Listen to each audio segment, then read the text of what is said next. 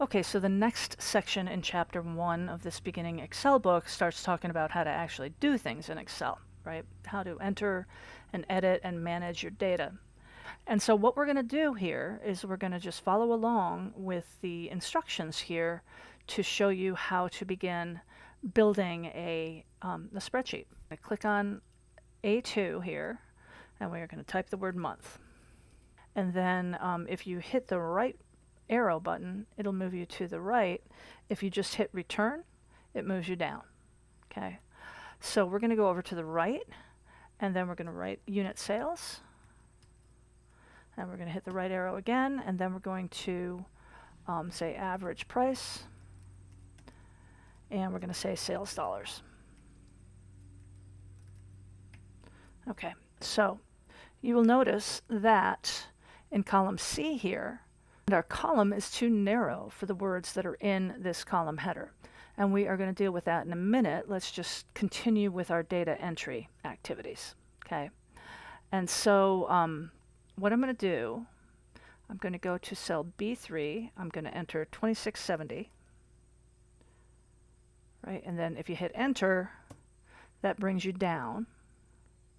Right. And so what I'm going to do now is I'm going to pause the recording so you don't have to sit here and watch me do data entry, and then I'll put it back on again after I've got all these data entered.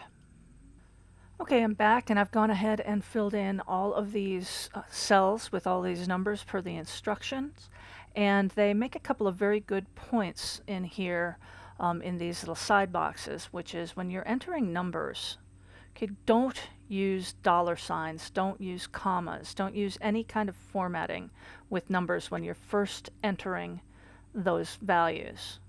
Okay, we can use the formatting feature to be deliberate and consistent in the way that we format numbers, and that will allow us to have a much better chance of being able to do appropriate analyses.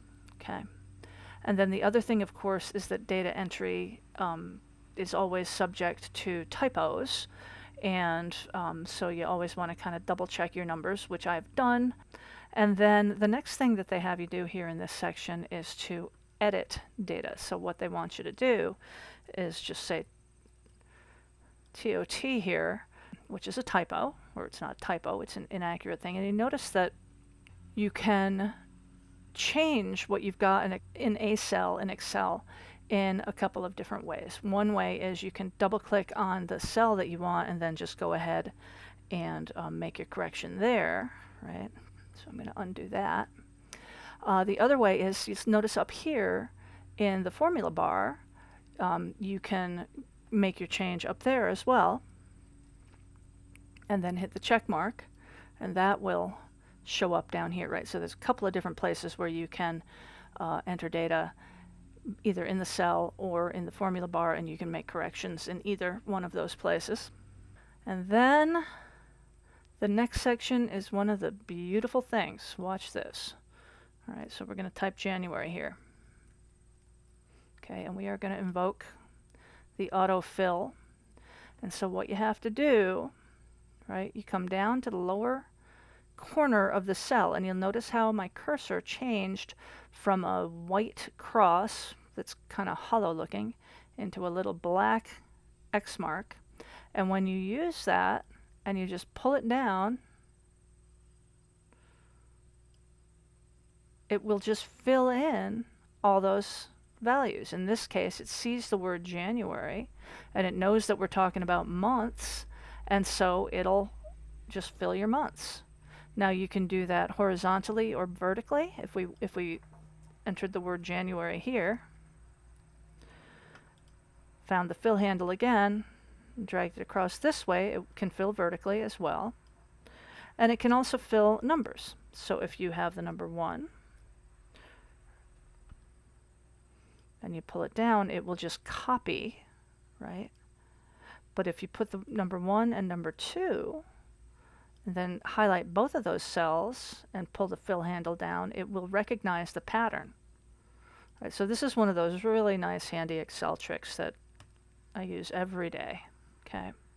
So the next thing they have you do is delete and undo, right? So what they say in the book is to click on cell C2 and press the delete key. So that makes what's in that cell go away.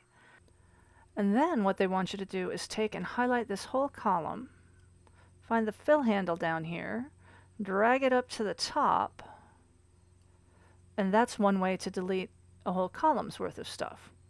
To me, that seems a little clunky. I would have just hit the delete key.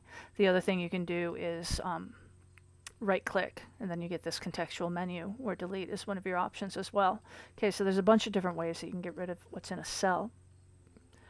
But then we realized we didn't want to do that, so hit undo, and it all comes back.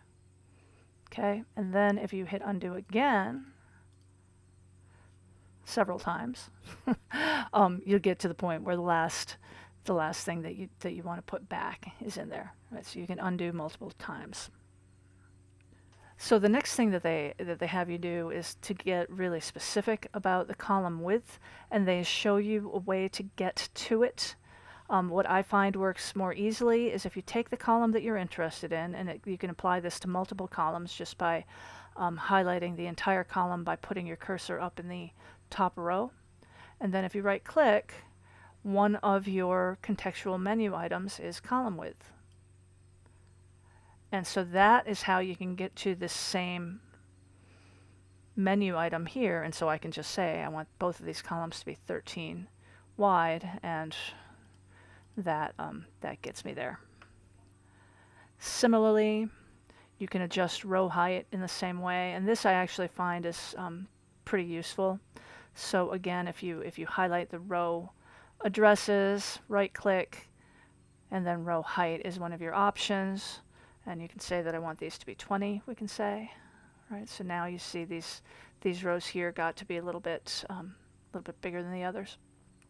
Now another really useful thing that you can do in Excel is you can hide columns and rows. And so let's click on the column header and then right click. One of your options is to hide it. And so now, right, I go straight from column B to D. Column C is still there, but we don't see it anymore.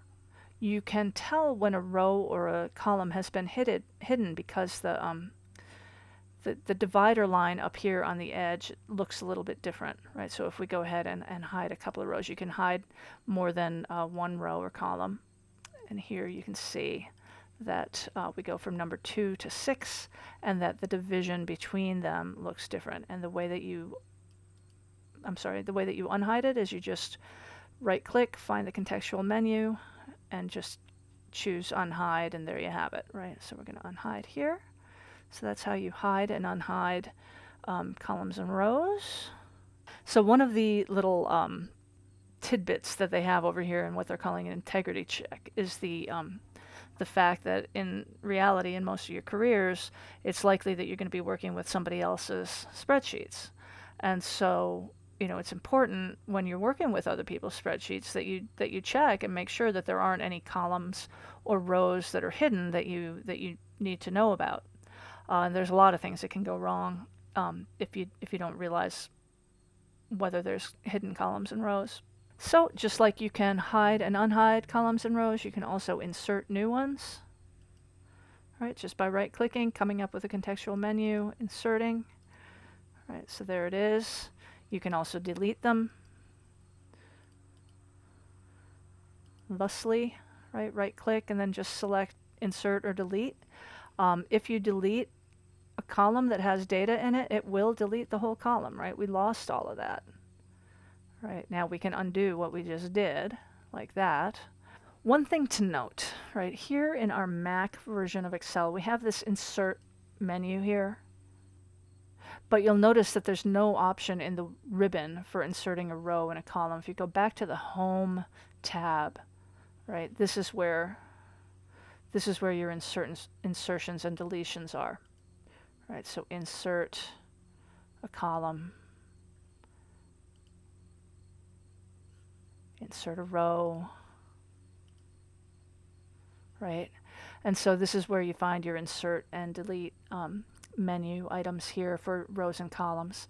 The insert menu and the ribbon of all the things you can insert are not what we're talking about here. And you can move data in a number of different ways as well. So right now we've got an extra column in our workbook, in our worksheet. And so, you could get this data over to that column by in a Windows environment, you find that little hash crossbar with arrows on it, the cross arrows. Here in Mac, you grab the Mickey Mouse glove or whatever we're calling that. It's a little hard to grab it. There we go. And there it is. And so you can just move it in that way. Okay. So that's how you do that. Deleting columns and rows, I already showed you. And that's the end of that section. Take that row out, or that column out, and we're good to go. Okay. So that's the second section of the first chapter of Beginning Excel.